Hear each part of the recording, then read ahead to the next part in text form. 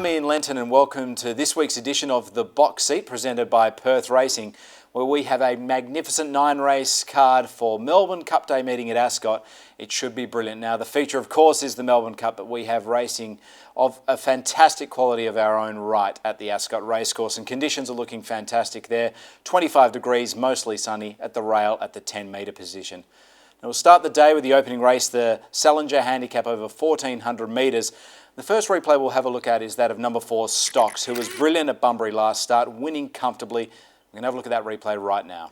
To the tail, Dana Breezer, faffing fast, led them for home. On the outside, Deceleration, the cutaway comes the way of Stocks. Stage Girl battling Boutique behind them, followed by Prentice, Lady by Chance. Our mate Al's coming right down the extreme outside with the runners. Stocks shoots through at the 100 to go to the lead from faffing fast and Deceleration.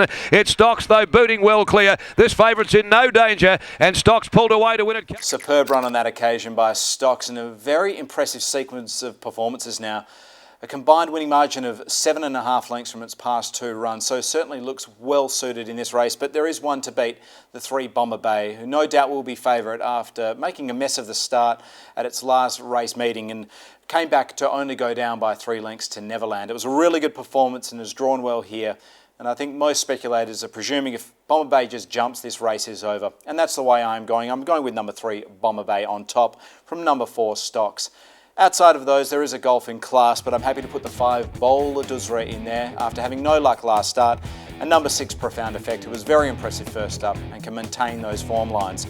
I'm putting the 3 Bomber Bay on top from 4 Stocks, 5 Bowler Duzra and 6 Profound Effect. Race number 2 at Ascot is the Peacock Brothers Handicap over 1,500 metres. And the way I'm viewing this event is that it's a race between 3 gallopers at varying levels of value. The favourite no doubt will be the 7 Impassioned, whose last performance was outstanding, and of course in the familiar cerise and white colours.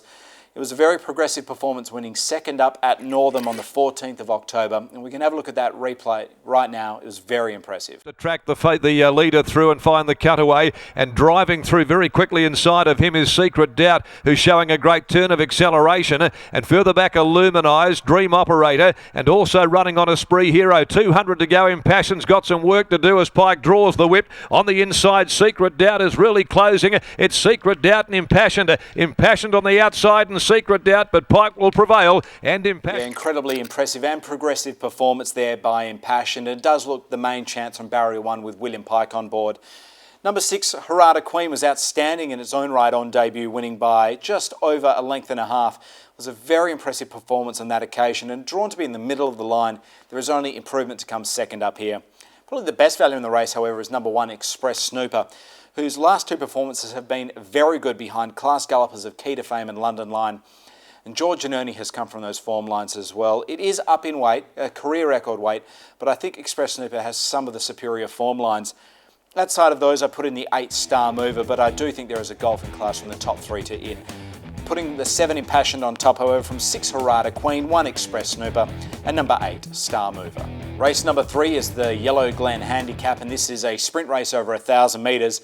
And although the field size is small, I think we have an incredibly high quality race. We'll look at the run of number 6 Rosinski from its last start. Was brilliant. This horse is looking for 4 wins in a row after finishing last on debut. It is now looking for an incredible sequence of victories from on-speed performances.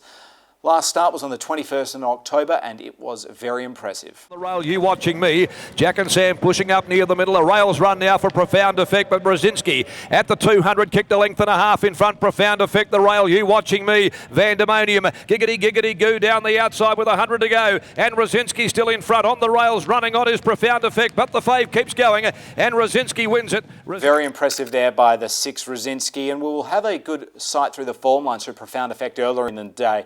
It is drawn quite nicely and will be hard to beat, but there is a horse with outstanding form lines, that of number 7 Spiritual Eyes.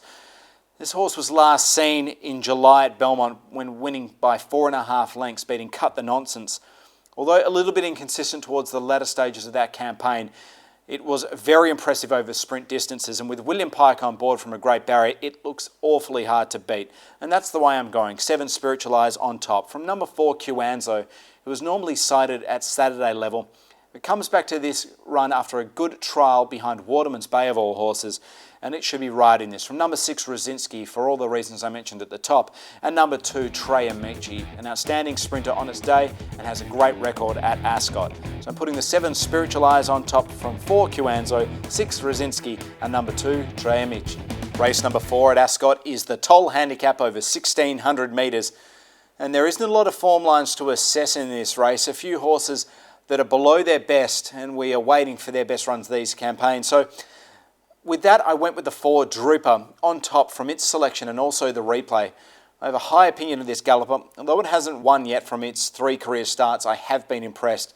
We can have a look at the replay from its run on the 25th of October. It was very impressive, going down a length and a half to Entrechet. So Diva Rose in the Cerise, Oratorio's Pride, Diva Sun near the rail, Hey Magic heads the others, 300 left to go, Bullamanka in front of Camuro, Drooper, Balboa's Girl only battling, Diva Rose picking up near the inside now with Oratorio's Pride coming through, Bullamanka, Drooper, Camuro still there, here comes Entrechet, she's coming down the outside with Hey Magic as well, Entrechet, Hey Magic have gathered them up, Entrechet the outside with a head in front and might have just got there. Now, although I wasn't overly convinced of that run nor the form lines around it, we can go to its previous start behind Spirit Bird. It was only beaten a length and drops 2 kilograms on that performance. And I feel that if Spirit Bird was in this race, it would be odds on. So I'm happy to go with the 4, Drooper here. It will be on speed and does appear progressive. Number 2, Lady by Chance with William Pike on board, was good behind Stocks last start. But the horse has a bit of an issue carrying weight, and with 59 kilograms certainly won't help. But I think with Pike on board, it should certainly help this mare get the best run in transit. Number 7, the Carnup Kid. The blinkers going on, probably needs to recapture its best form, but there were signs last start behind Kansas. Has drawn right quite well, and dropping back in distance should help. And number 10, Boutique. This horse has not a great track record at the Ascot circuit, but has drawn well here, and I think this galloper has improved from that indicative run last start behind Stocks. I think Fast and Prentice, they need to recapture their best form. Horses like 5, Kenny Silver were solid, and the 8, Travinsky could certainly produce on their day. But I'm going the 4, Drooper on top from 2, Lady by Chance, 7, the Carnup Kid, and number 10, Boutique. Race number 5 is the Devil's Lair Handicap over 1,800 metres. And there will be a short price favourite in this race, that of number 6, Night Prowler, who was brilliant behind Illuminated last start, turning around 8 lengths to get back within a long head after sitting 3 wide throughout. We can have a look at the replay now.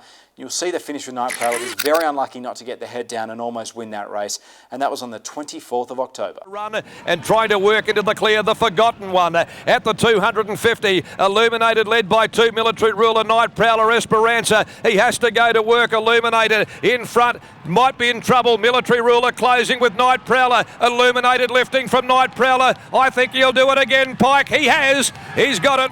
Outstanding performance there by Night Prowler, but I do have mild concerns about this horse's consistent ability, given it did turn around an 8-length defeat to the same horse at the previous start. Has drawn a little bit awkwardly, as well as being up in the weights from what it's carried the last 6 starts, but it does look very hard to beat. But I'm finding one to turn the tables, and that is number 2, Scenic Lord. The blinkers go on here. First up was way too far back in the running, and I think essentially they gave up on the run just because it was too hard to make ground from where they were. I think Scenic Lord, its top-end form lines are outstanding, drawn nicely, Lucy Warwick on board. I'm happy to tip this galloper on top at each way odds from number 6, Night Prowler, for all the reasons I mentioned earlier. Number 1, Bravo Romeo, had no luck last start, was held up for a good portion of that straight and ran alongside a galloper called Helm's Gate, who was luckless on Saturday. And number 5, Rain Dance Maggie, was good behind Planets Align last start. It picks up a 6.5 kilogram swing on Quintessence, who's certainly not out of it. The 4, Our Mate Al, is in good form, as is the 7, Saxon Sax, off from its last run. But putting the 2, Scenic Lord on top from 6, Night Prowler, 1, Bravo Romeo, and number 5, Rain Dance Maggie.